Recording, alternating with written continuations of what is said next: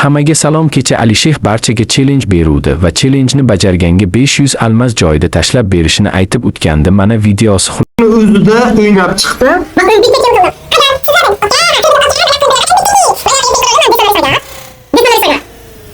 YouTuberlar A few moments later. bo'lsa YouTube'da bitta shunaqa post chiqarasizlar, ana men kiryapman.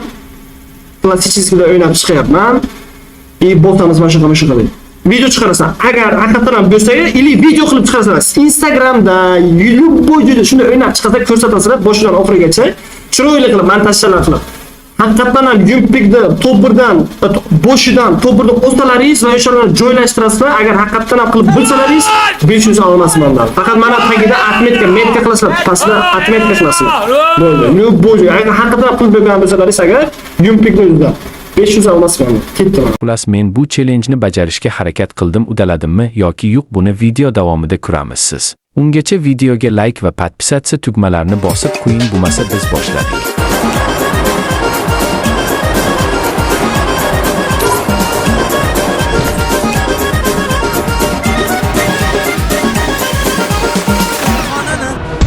Aysimizni bersana.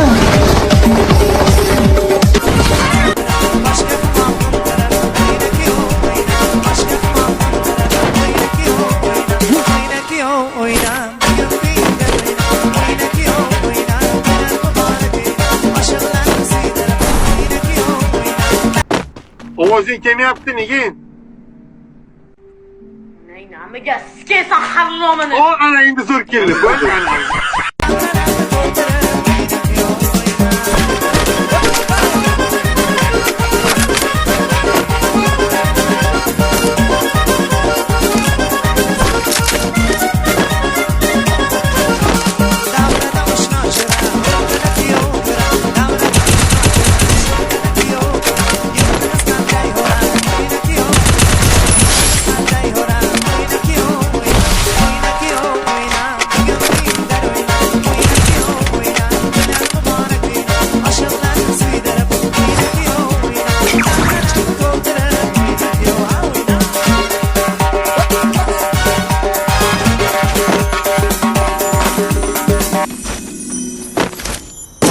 Твиксима!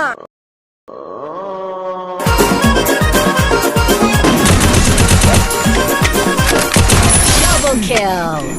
Leave me alone. Сникерсима! Твиксима!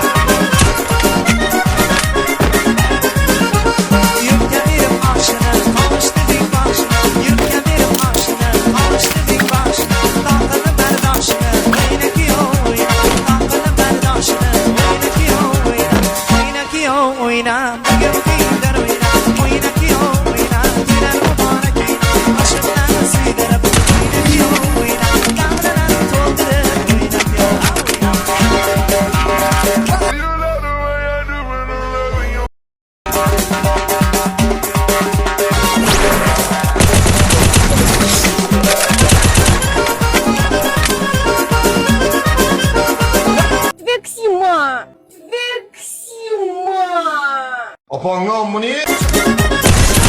Triple kill!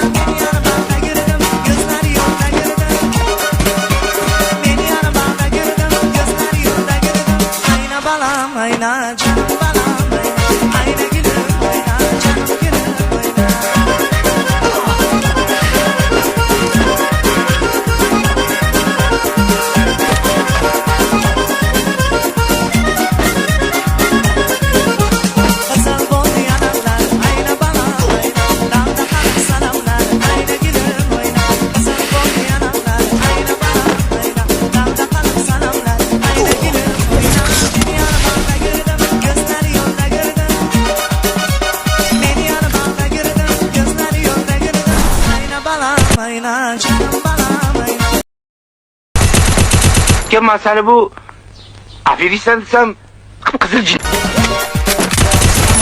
Quadra kill.